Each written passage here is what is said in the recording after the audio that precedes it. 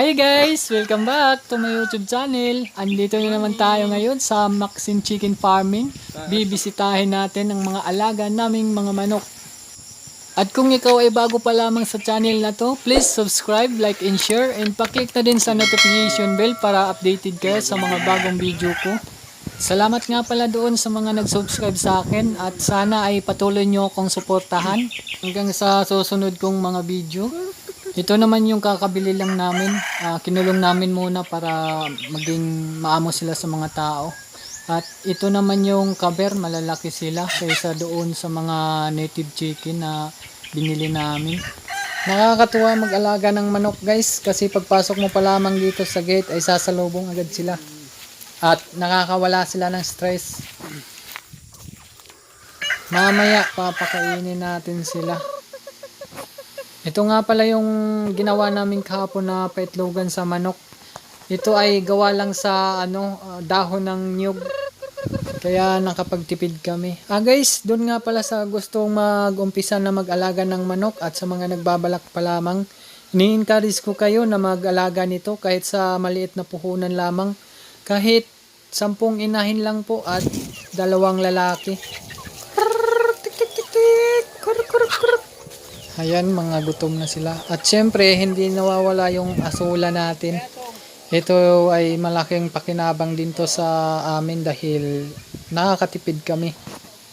Papakainin na natin sila guys. Papakita ko sa inyo.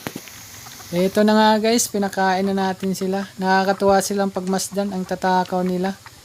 Busog na busog sila dun sa pinakain natin.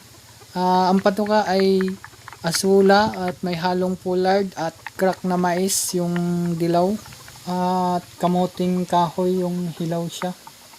Ito nga pala yung ginamit namin na net guys, medyo maliit yung butas niya. Dito ako na mahalan dahil yung isang rolyo niya ay nagkakahalaga ng 2,900, tatlong rolyo to. Ang sukat ng isang rolyo ay nasa mga 90 meters yung isa.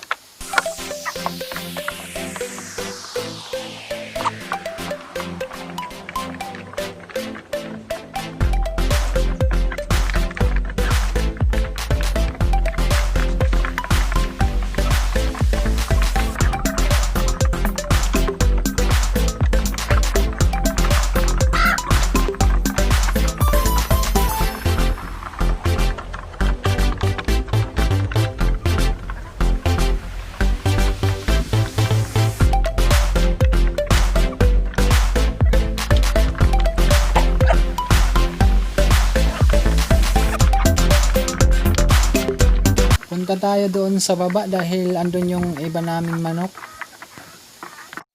Ito yung iba naming mga manok, hindi sila pumunta doon sa taas. At ito naman yung maliliit, kinulong namin dahil hindi sila kayang makipagsabayan doon sa mga malalaki na. Ito din yung mga malapit na mangitlog, kaya kinulong din namin sila dahil iba yung patukan nila, medyo mahal.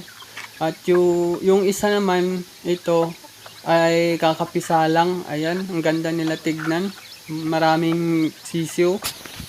So ayun nga guys, kung gusto mong magsimula kahit 10 inahin lang meron ka, napakabilis dumami ng manok mo.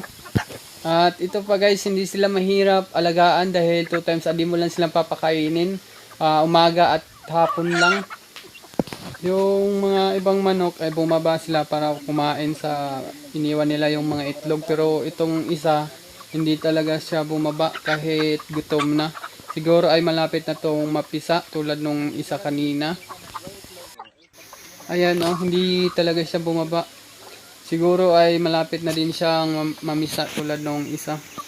Siya nga pala guys, yung sa mga nagtatanong doon sa unang video ko kung ano daw po yung asula. Yung asula po ay isang halaman na nabubuhay sa tubig at napakabilis niyan dumami. Yung isang piraso sa isang araw halos doblehin siya.